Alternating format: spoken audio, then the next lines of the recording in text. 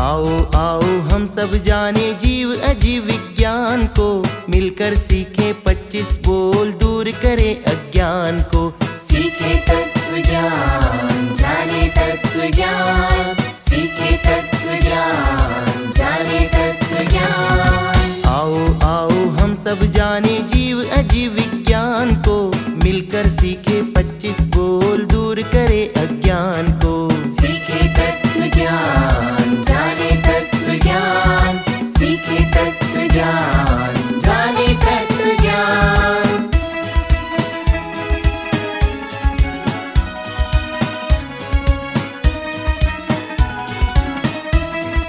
घर बैठे ज्ञानी बनने का स्वर्णिम अवसर आया है। समण संस्कृति संकाय ने बीड़ा बड़ा उठाया है।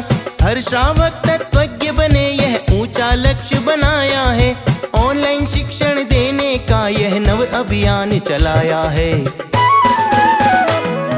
महाश्रमण के आशीर्वाद से पूर्ण करे अरमान को, मिलकर सीखे 25 बोल दूर करे अज्ञान को। सीखे तत्व ज्ञान जाने तत्व ज्ञान, सीखे तत्व ज्ञान जाने तत्व ज्ञान।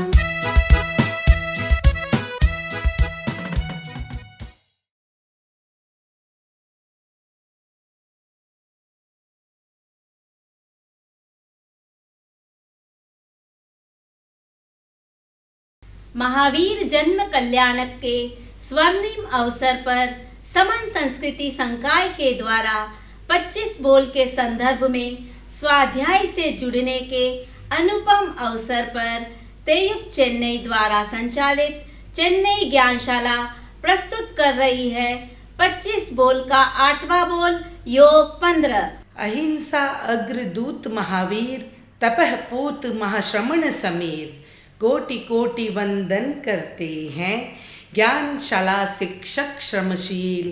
कोटि कोटि वंदन करते हैं ज्ञानशाला के नन्हे वीर। प्रस्तुत है 25 बोल का 8वां बोल योग 15। योग का अर्थ जोड़ना ही है ना, जैसे 1 + 1 = 2।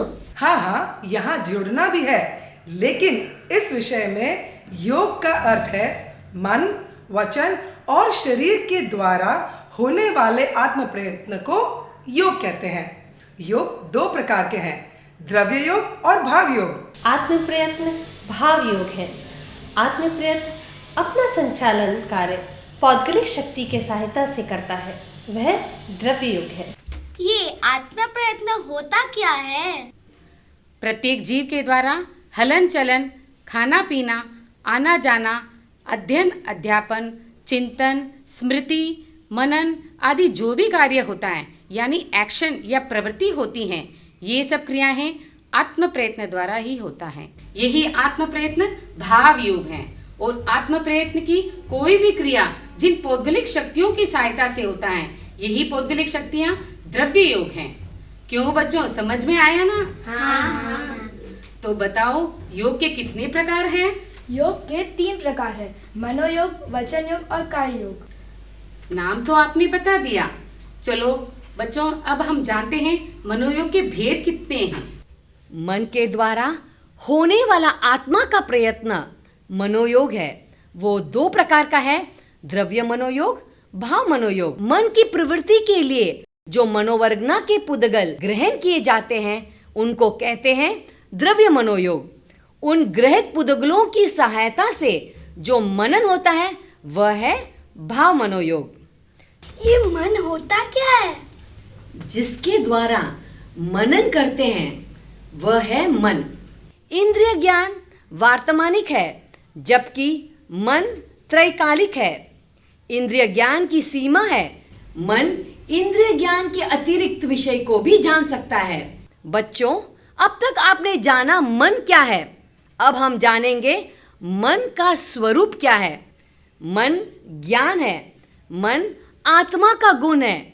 गुण गुणी की अपेक्षा से किसी अपेक्षा से भिन्न होता है, तो किसी अपेक्षा से अभिन्न भी होता है। मन आत्मा से कदापि पृथक नहीं हो सकता, इस अपेक्षा से अभिन्न है। मन आत्मा का गुण है, इस अपेक्षा से भिन्न है। मन के 2 विभाग है। मन के विभाग? हाँ, मन के 2 विभाग है, द्रव्य मन और भाव मन। द्रव्य मन का संबंध मस्तिष्क और इंद्रियों के साथ है, जो विचार करने में सहायक सूक्ष्म परमाणुओं की भूमिका अदा करता है। द्रव्य मन की अपेक्षा से ही संगी असंगी ये 2 भेद किए जाते हैं। भाव मन का संबंध आत्मा के साथ है। भाव मन आत्मिक शक्ति है जिससे विचार किया जाता है। तो क्या मन सबके नहीं होता? एकेंद्रिय से लेकर चतुरेंद्रिय तक के जीवों के तो मन होता ही नहीं। पंचेंद्रिय में समूचे मनुष्य और समूचे तिर्यंच को छोड़कर सबके मन होता है। तो क्या कृमि, कीड़े और मकोड़े के मन नहीं होता? कृमि, कीड़े मकोड़ों में भी मन होता है, पर सूक्ष्म मन वह केवल देह यात्रोपयोगी है, इससे अधिक नहीं। देह यात्रा उपयोगी यानी अपने शरीर के लिए उपयोगी है। सामान्य प्राणी निमित्त मिलने पर शरीर के अलावा यहाँ तक विचार कर सकता है कि पूर्व जन्म की स्मृति भी हो सके। देव, नारक, गर्भज तिर्यंच, गर्भज मनुष्य ही सामान्य को होते हैं। इंद्रिय ज्ञान कैसे करती है समझने के लिए देखें इंद्रियों का ज्ञान क्रम। हमें बाहरी दुनिया का ज्ञान इंद्रियों के द्वारा होता है। इंद्रियां इस ज्ञान को मस्तिष्क तक पहुंचाती है। मस्तिष्क द्रव्य मन को, द्रव्य मन भाव मन को और भाव मन आत्मा को वह ज्ञान प्रेषित करता है। अब हम जानेंगे मन के व्यापार को। व्यापार? मन का व्यापार? हाँ, व्यापार यानी मन का कार्य। जब इंद्रियां अपने अपने विषयों का ज्ञान कर लेती है तब उन विषयों पर मनन करना मन का कार्य है। मन के बारे में तो पता चल गया, लेकिन ये मन रहता कहाँ है? मन शरीर के अंदर सर्वत्र वर्तमान है, किसी खास स्थान पर नहीं। द्रव्य मन शरीर व्यापी है और भाव मन आत्म प्रदेश व्यापी है। हाँ, अपने मनोयोग की बात चल रही थी। मनोयोग के कितने भेद होते हैं? मनोयोग के 4 भेद होते हैं: सत्य मनोयोग, असत्य मनोयोग, मिश्र मनोयोग और व्यवहार मनोयोग। सत्य मनोयोग, सत्य के विषय में होने वाली मन की प्रवृत्ति। बच्चा सोच रहा है कि मेरे हाथ में जीव अजीव की बुक है। असत्य मनोयोग, असत्य के विषय में होने वाली मन की प्रवृत्ति। बच्चे के हाथ में जैन विद्या की बुक है, पर वह सोच रही है कि मेरे हाथ में भी जीव अजीव की बुक है। मिश्र मनोयोग, कुछ अंशों में सत्य और कुछ अंशों में असत्य, ऐसे मिश्र अंशों में होने वाली मन की प्रवृत्ति। बच्ची सोच रही है मेरे पास भी जीव अजीव की बुक है, पर यह कितनी पुरानी है। व्यवहार मनोयोग, मन का जो व्यापार सत्य भी नहीं असत्य भी नहीं, व्यवहार मनोयोग है। तुम पढ़ो और समझो, इस तरह आदेश उपदेश देना व्यवहार मनोयोग है। इस प्रकार हमने जाना मनोयोग को और उसके भेदों को। अब अगली कक्षा में हम जानेंगे वचन योग के बारे में।